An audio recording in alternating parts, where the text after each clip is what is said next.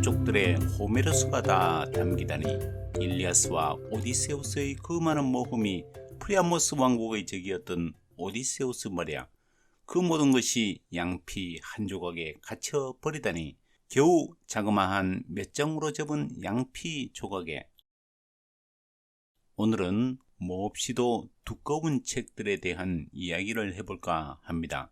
정확히 언제부터였는지는 잘 모르겠습니다만 아무튼 저도 언제부턴가 두꺼운 책들을 조금씩 넘보기 시작했더랬습니다. 아마도 제가 태어나서 거의 맨 처음으로 도전했던 두꺼운 책들은 지금 되돌아보더라도 그저 단순한 호기심에서 비롯된 책이었던 듯합니다. 왜냐하면 제가 처음으로 무모한 도전에 나섰던 두꺼운 책들은 무려 일리아스, 오디세이아, 몽테뉴 수상록, 까라마조프 형제들 등이었기 때문입니다. 바둑으로 치자면 겨우 5, 6급 정도의 실력밖에 안 되는 초급자가 프로 기사에게 맞바둑을 두자고 덤빈 꼴이었다고나 할까요? 어쨌든 저는 고등학교를 졸업하고 대학에 입학하기 전까지의 상당히 기나긴 특별 무소속 기간 동안 이런 책들과 거친 실험을 벌이기로 작정을 했더랬습니다. 비록 자세는 영 볼품 없었지만 말이죠.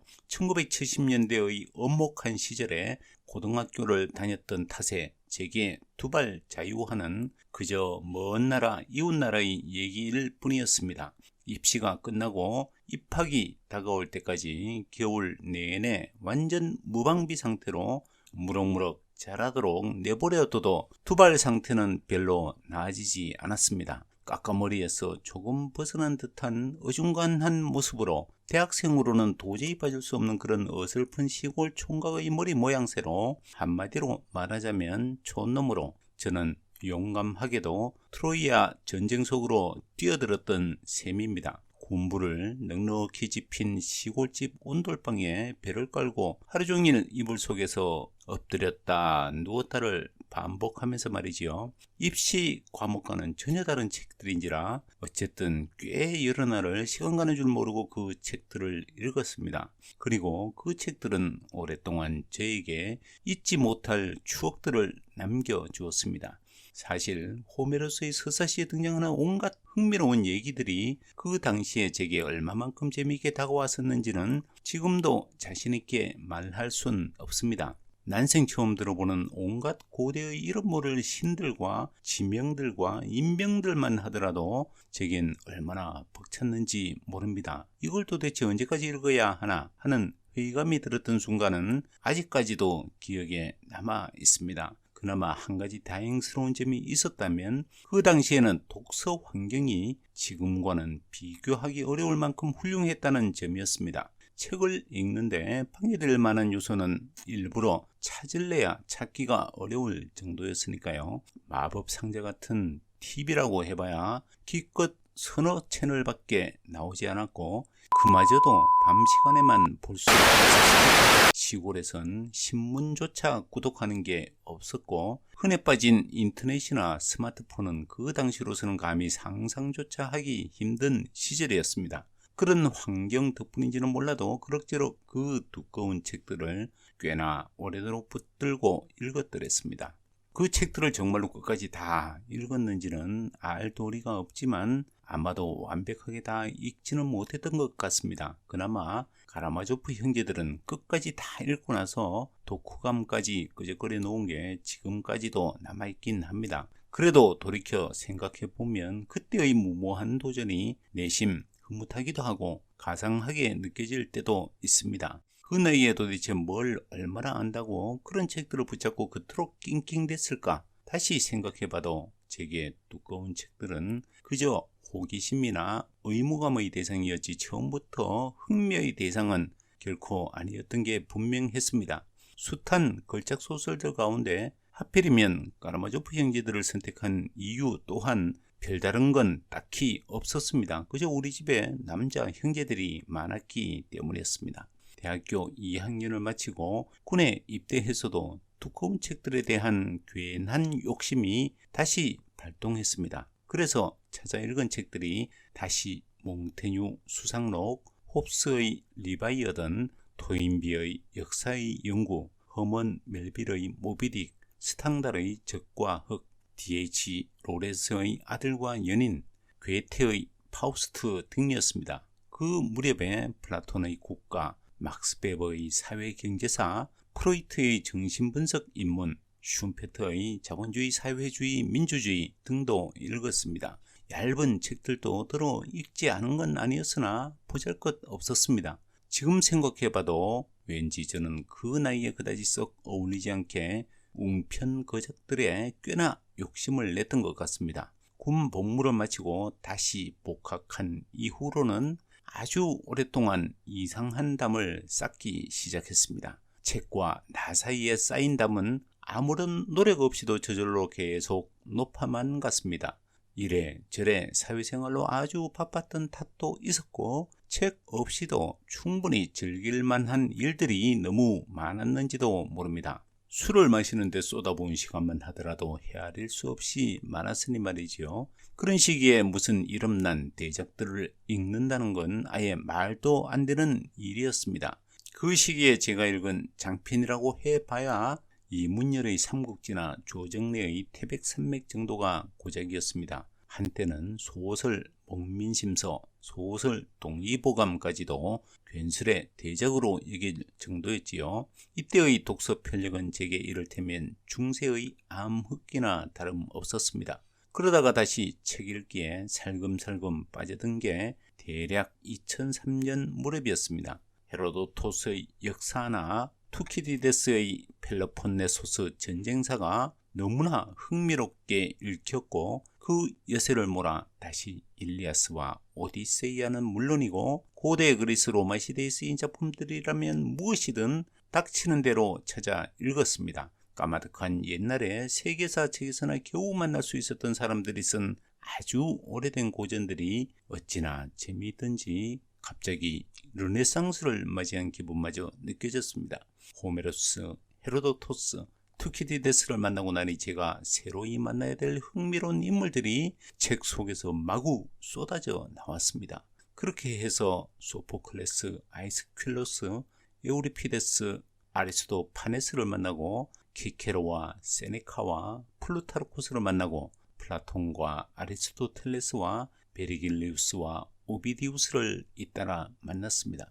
그러고 나니 두꺼운 책들이나 어렵게 느껴지는 책들에 대한 두려움이 차츰 줄어드는 대신에 책 속에 담긴 묘한 비밀들이 차츰 엿보이기 시작했습니다. 그건 다름 아닌 텍스트와의 연관성 때문이었는데 수많은 작가들의 작품 속에서 차츰 나도 이미 알고 있는 인물이나 이야기를 예전보다 훨씬 더 자주 마주치게 되었기 때문이었습니다. 가령 단테의 신곡 속에서 베르길레우스의 아이네이스만 만나는 게 아니라 트로이아 전쟁에서 맹활약하던 아킬레우스와 오디세우스를 만나고 아리스토텔레스의 책에서 몽테뉴가 했던 이야기를 다시 만나고 톨스토이의 소설 속에서 플루타르코스의 영웅전 속에 등장하는 이야기를 다시 만나는 시기였습니다. 그런 경험들은 차츰 철학으로도 번졌습니다. 쇼펜하우어의 의지와 표상으로서의 세계 속에서 무수한 고대 철학자들을 만나게 되니 자연스레 디오게네스 라에르티오스의 그리스 철학자 열전을 찾아 읽게 되고 오랫동안 정들었던 쇼펜하우어와 헤어지자마자 이내 니체를 찾게 되고 니체의 작품들 속에서 다시 고대 그리스의 비극 시인들과 철학자들을 다시 만나는 시기였습니다. 이런 경험이 극한까지 치달았던 건 무엇보다도 제임스 조이스의 율리시스를 만났을 때였습니다.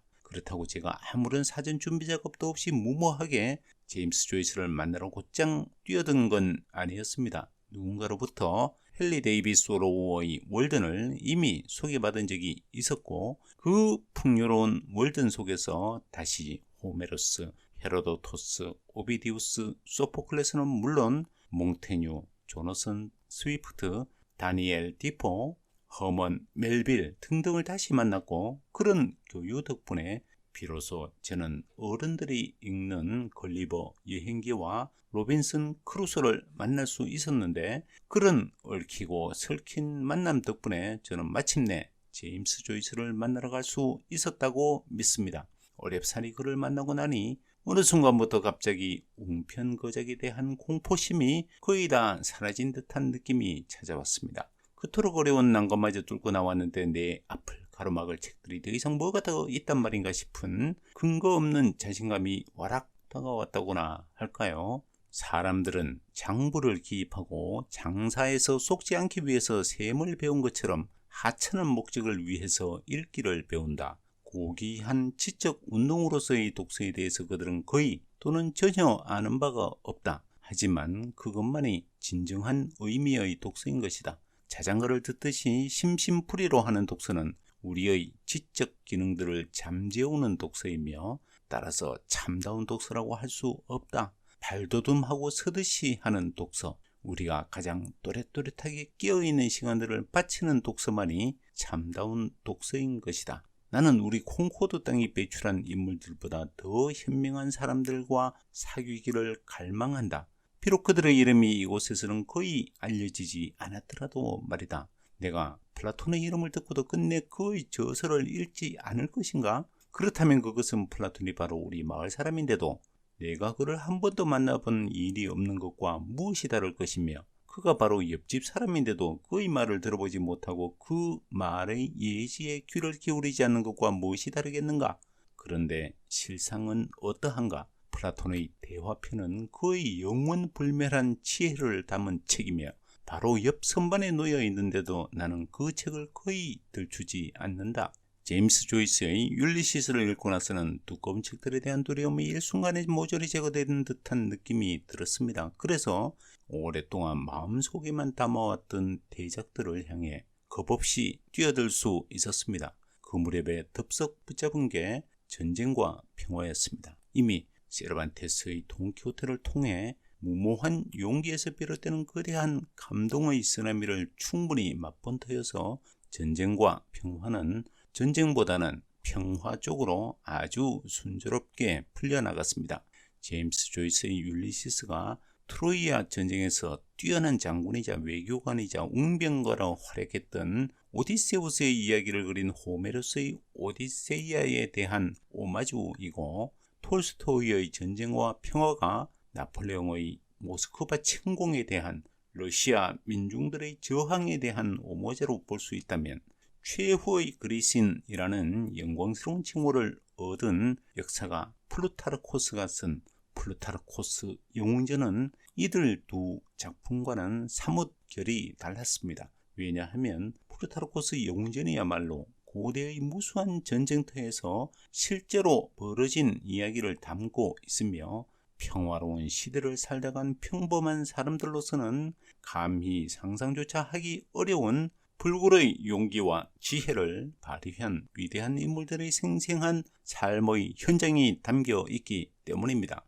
사실 플루타르코스의 탁월한 문장력에 대한 명성은 이미 몽테뉴 수상록을 통해서도 눈과 귀가 아프도록 익히 들어왔던 터였고, 발췌 번역본인 천병희 선생님의 플루타르코스 영웅전까지 읽었던 터라 영웅전 전집에 대한 심리적인 장벽 같은 건 별로 느끼지 못했더랬습니다. 플루타르코스 영웅전은 과연 명불허전이었습니다. 그토록 방대한 책을 단숨에 완독하고 나서 곧바로 다시 집어들고 나서 두 번째인 만큼 아주 느긋하게 즐기면서 제독했던 일은 다른 책들에서는 좀처럼 느껴보지 못한 기쁨이었습니다.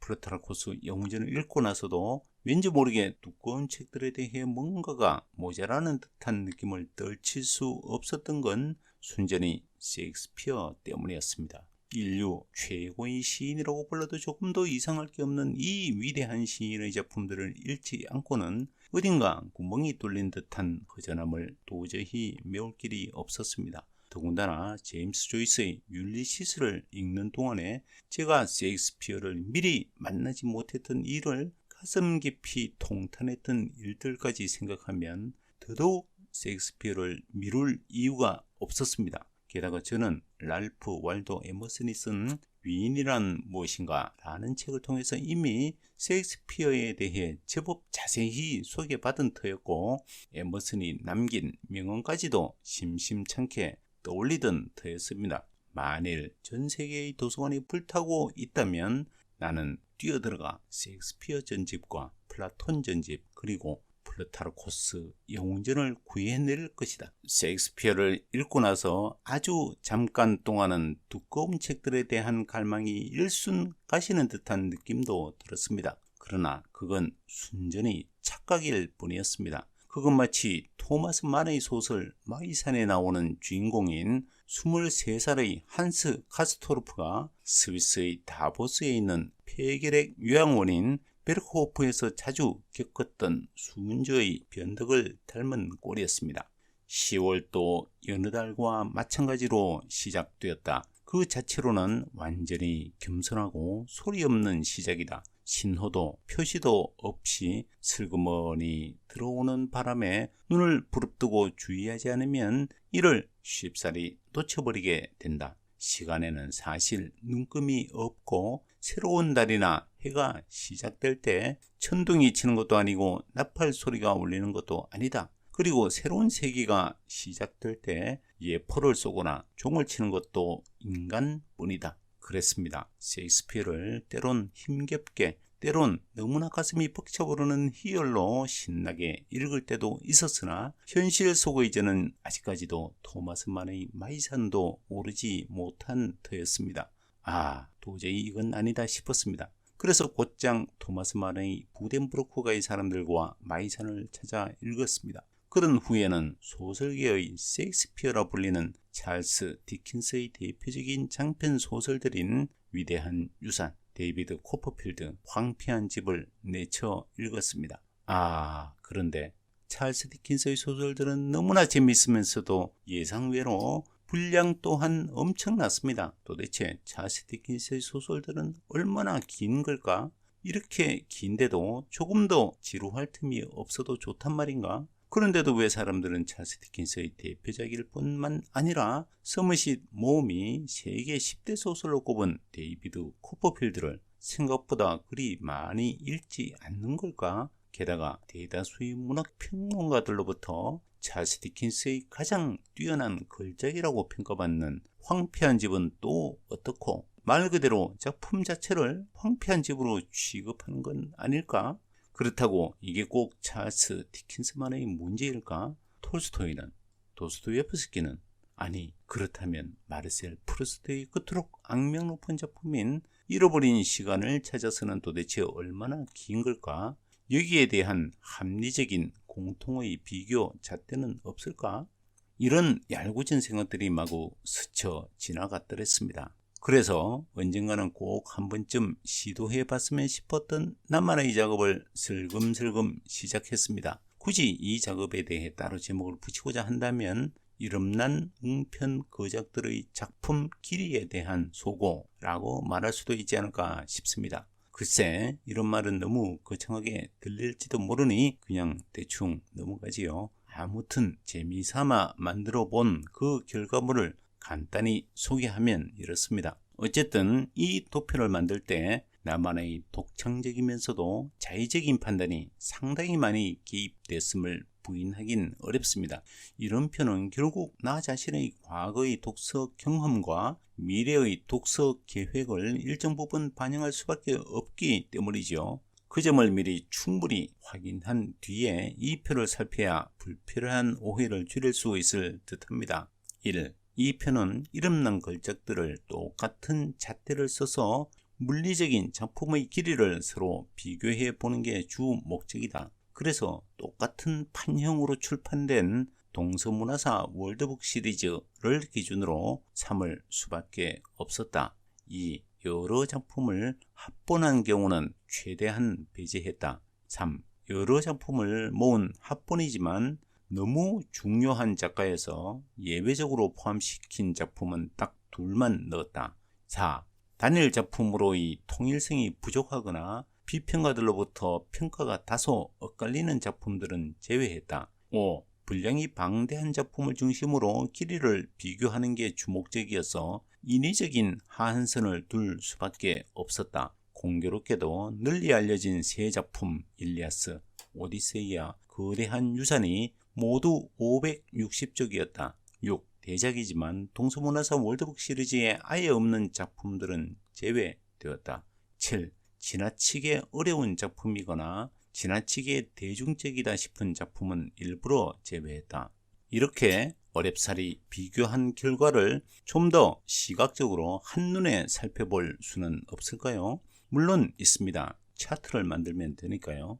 이 얼마나 놀라운 그림인가. 인류의 천재들이 빚어낸 불멸의 걸작들이 이 차트 하나에 다 담기다니. 까마득한 옛날에 제가 호메로스의 일리아스나 오디세이아 혹은 몽테뉴 수상록을 붙잡고 읽기 시작했을 때부터 먼 미래에는 이런 그림까지 그릴 수 있을 것이라고 상상했던 건 결코 아니었습니다. 어쩌다 보니 그럭저럭 여기까지 왔다는 말이 가장 정확한 표현일지도 모릅니다. 어쩌면 까마득한 옛날에 어느 책에서 얼핏 스치듯이 보았던 서머싯 모험의 세계 10대 소설 목록 가운데 내가 읽은 작품이 단 하나 까라마조프 형제들밖에 없을 때 느꼈던 당혹감이 저를 여기까지 몰래 이끌고 왔는지도 모르겠습니다. 지금에서야 문득 되돌아보니 세계 10대 소설 가운데 2작품만 빼고는 다 읽었다는 사실이 신기할 정도입니다. 어쩌면 제가 만드는 이런 영상 때문에 어떤 사람들이 실제로 호메로스의 오디세이아나 도스토옙스키의 까라마조프 형제들을 덥석 붙잡는 일이 벌어질 수도 있을까요? 글쎄 잘 모르겠습니다. 그런 책들이 아직까지도 어떤 독자에게는 너무 부담스럽게 느껴진다면 그보다 부담이 훨씬 덜한 찰스 디킨스의 위대한 유산으로 살짝 방향을 바꿀지도 모르겠습니다. 어쨌든 그런 시도가 누군가에게 일어났으면 좋겠습니다. 그런 측정 불가능한 미래의 자그마한 가능성들이야말로 이런 영상을 보시는 분들로부터 제가 진정으로 바람하지 않는 가장 진지하면서도 호의적인 반응일 테니까 말이죠. 프란츠 카프카는 책이 얼음을 깨뜨리는 도끼가 아니라면 왜 그런 책들을 읽어야 하느냐고 말한 적이 있었습니다. 기가 막힌 비유가 아닐 수 없습니다. 저도 어린 시절에 시골에서 자랄 때는 얼음과 아주 많은 시간을 보냈더랬습니다. 물론 거의 대부분의 시간은 얼음 위에서 썰매를 타는데 시간을 보냈지 얼음을 깨느라고 애를 쓴 건 아니었지만 말이죠. 어릴 땐 얼음 위를 미끄러지는 일만큼 신나고 기분 좋은 일도 찾기 어려웠습니다. 그러나 가끔씩은 얼음 위에서 꽈당 그러질 때도 있었지요. 얼음이 너무 매끄러우면 너무나 쉽게 벌러덩 넘어지는 수가 있으니까요. 그러나 정말로 얼음을 깨뜨려야 할 때도 가끔씩은 있었습니다. 얼음 아래에서 살고 있는 물고기를 잡을 때였지요. 그렇습니다. 물고기를 잡을 때 가장 필요로 하는 무기가 바로 도끼였습니다. 도끼만 있으면 아무리 추운 한겨울에도 얼음을 아주 쉽게 깰 수 있었습니다. 얼음이 너무 단단하거나 너무 매끄럽다고 두려워할 필요도 없지요. 얼음은 결국 얼음일 뿐이니까요. 그 얼음을 깨뜨릴 도끼는 이미 셀 수도 없이 많이 만들어져 있습니다. 얼마만큼 훌륭한 도끼로 얼마만큼 두꺼운 얼음을 깨뜨릴 것인가는 순전히 독자의 몫입니다. 저는 몹시도 두꺼운 책들이 두꺼운 얼음을 깨뜨리는데 아주 유용한 도구로 쓰일 수 있다는 사실을 여러 번 느꼈습니다. 이토록 두꺼운 책들이 아니었다면 제가 무슨 수로 얼음처럼 매끄럽고 단단한 표면들을 지닌 마이산 같은 데를 오를 생각이나 했겠으며 저토록 방대한 외관을 자랑하는 잃어버린 시간을 찾아서 속으로 불쑥 걸어 들어갈 생각을 할 수 있었을까요? 이제 다시 두꺼운 책을 붙들 시간입니다. 저는 왜 이런 글을 쓰고 이런 영상을 만들고 있을까요? 이런 책들과 함께했던 수많은 순간들이 못내 그립고 이런 두툼한 책들을 볼 때마다 그들이 못내 고맙기 때문입니다. 이 영상에 담긴 책들이 제게 안겨준 즐거움들은 헤아릴 수 없을 만큼 컸지만 그들이 제게 고통을 안겨준 적은 단 한 번도 없었습니다. 그러니 어찌 제가 틈날 때마다 이런 책들을 거듭 보듬고 쓰다듬고 사랑하지 않을 수 있을까요? 이것으로 두꺼운 책들에 대한 소개를 모두 마치겠습니다. 감사합니다.